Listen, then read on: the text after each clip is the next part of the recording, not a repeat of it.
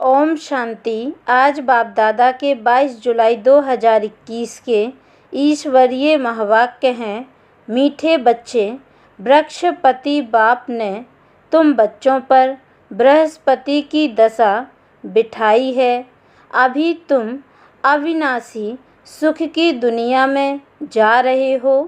प्रश्न: अविनाशी बृहस्पति की दशा किन बच्चों पर बैठती, उनकी निशानी क्या होगी?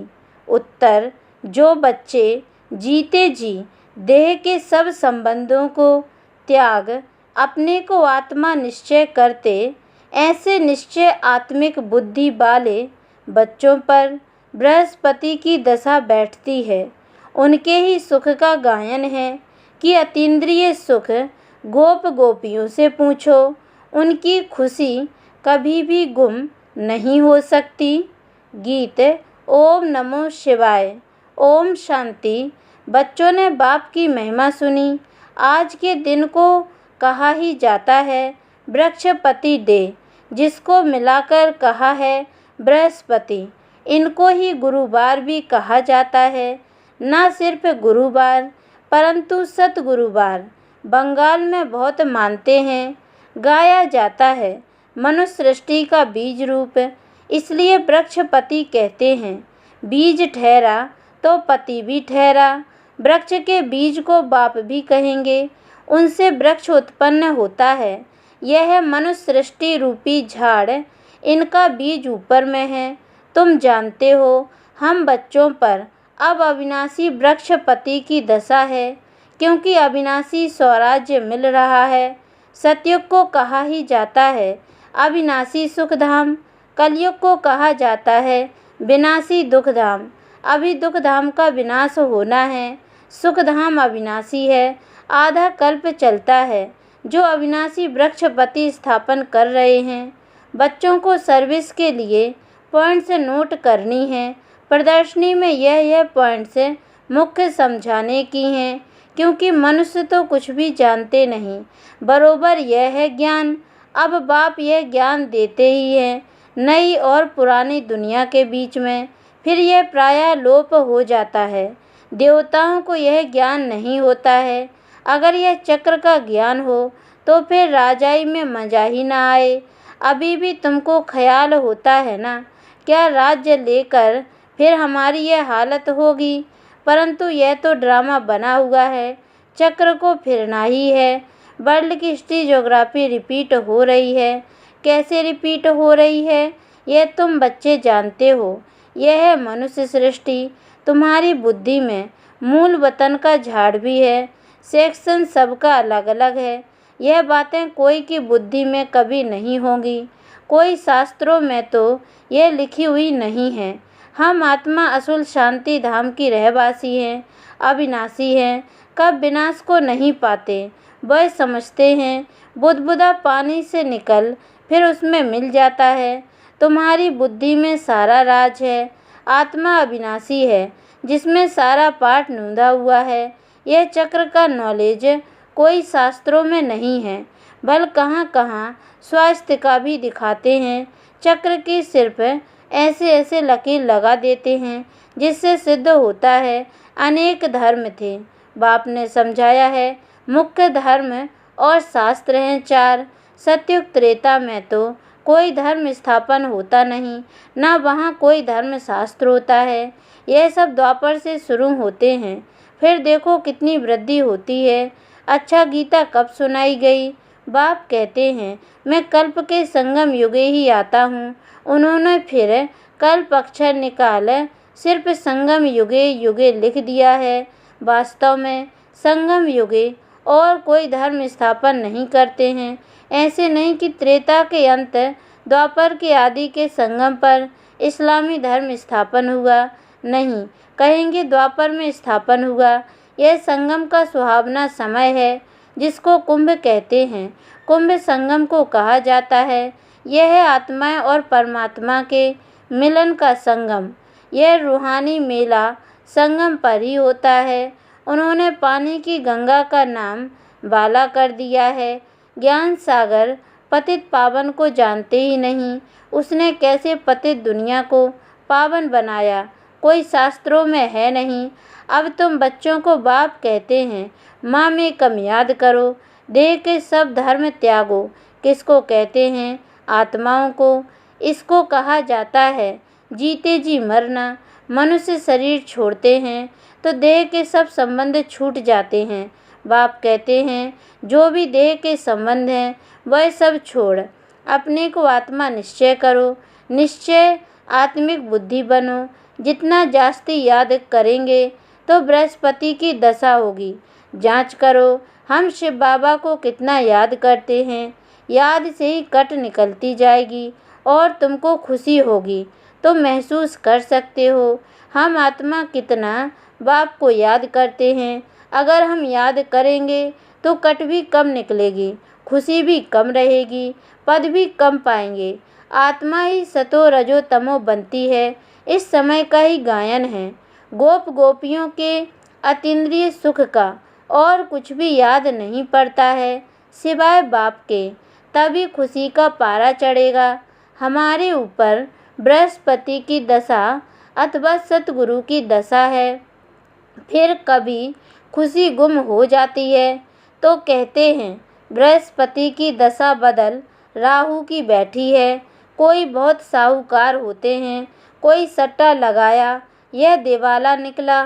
भारत में ही जब ग्रहण लगता है तो कहते हैं दे दान तो छूटे ग्रहण। तुम्हारा देवी देवता धर्म भी 16 कला संपूर्ण था, उनको ग्रहण लगा हुआ है। राहु की दशा बैठती है, इसलिए देवताओं के आगे जाकर गाते हैं, आप सर्वगुण संपन्न, हम पापी कपटी हैं। अभी तुम समझते हो, राहु का ग्रहण लगने से सब काले बन गए हैं। चंद्रमा की पिछाड़ी में लकीर जाकर रहती है। बाप भी समझाते हैं, तुम देवी देवताओं के भी चित्र हैं। गीता ही आदि सनातन देवी देवता धर्म का शास्त्र है, परंतु यह अपने धर्म को नहीं जानते हैं। रिलीजियस हेड्स की कॉन्फ्रेंस करते हैं, तुम वहाँ भी समझा सकते हो। ईश्वर सर्वव्यापी तो है नहीं, वह तो बेहद का बाप है। बच्चों को आकर वर्षा देते हैं, साधु संत आदि को तो वर्षा मिलता ही नहीं। तुम मानेंगे कैसे? तुम बच्चों को ही वर्षा मिलता है। मुख्य बात है ही यह सिद्ध करने की कि ईश्वर सर्वव्यापी नहीं है। शिव जयंती होती है, शिव जयंती कहो अथवा रुद्र जयंती कहो। रुद्र यह ज्ञान यज्ञ रचते हैं, है तो शिव। वही गीता ज्ञान यज्ञ है जिससे विनाश ज्वाला प्रज्वलित हुई है। प्रैक्टिकल में तुम देखते हो कैसे निराकार बाबा ने रुद्र ज्ञान यज्ञ रचा है। साकार तो कुछ कर न सके, यह बेहद का यज्ञ है। इनमें सारी पुरानी दुनिया स्वाहा होनी है, बाकी तो वह सब है जिस्मानी यज्ञ। कितना रात दिन का फर्क है। बाप कहते हैं यह रुद्र ज्ञान यज्ञ है, विनाश भी होना है। तुम जब पास हो जाएंगे, पूरा योगी और ज्ञानी बन जाएंगे, तो फिर तुम्हारे लिए नई दुनिया स्वर्ग चाहिए, नरक का जरूर विनाश चाहिए। राजस्व अश्वमेध अक्षर भी ठीक है, घोड़े को स्वाहा करते हैं, वास्तव में है तुम्हारा है यह रथ। एक दक्ष प्रजापति का भी यज्ञ रचते हैं, उनकी भी कहानी है। तुम बच्चों को कितनी खुशी होनी चाहिए। हमको वृक्षपति बाप पढ़ा रहे हैं, हमारे ऊपर अब बृहस्पति की दशा है। हमारी अवस्था बहुत अच्छी है। फिर चलते चलते लिखते हैं, बाबा हम तो मूझ गए हैं। पहले हम बहुत खुशी में थे, अब पता नहीं क्या हुआ है। यहाँ आकर बाप का बनना बड़ी यात्रा है। वहाँ तीर्थ यात्राओं पर जाते हैं तो कितने पैसे खर्च करते हैं। अब यहाँ तो दान करने की बात नहीं, इनमें कुछ भी पैसा खर्च नहीं करना है। वह है जिस्मानी यात्राएं, तुम्हारी है रूहानी यात्रा। जिस्मानी यात्रा से फ़ायदा कुछ भी नहीं। गीत में भी है ना, चारों ओर लगाए फेरे, फिर भी जन्म जन्मांतर दूर रहे। अभी तुम समझते हो कितनी ढेर यात्राएं की होंगी। कहाँ ना कहाँ मनुष्य जाते जरूर हैं। हरिद्वार में गंगा जी पर जरूर जाते हैं।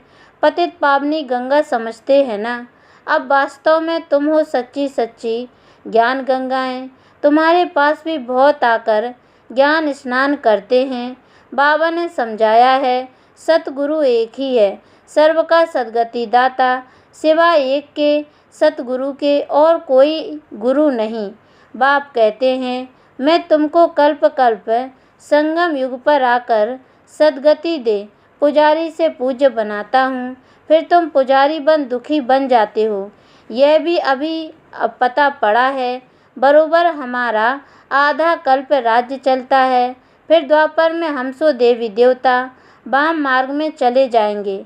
जब रावण राज्य शुरू होता है तब से ही वाम मार्ग शुरू होता है। उनकी भी निशानियां हैं।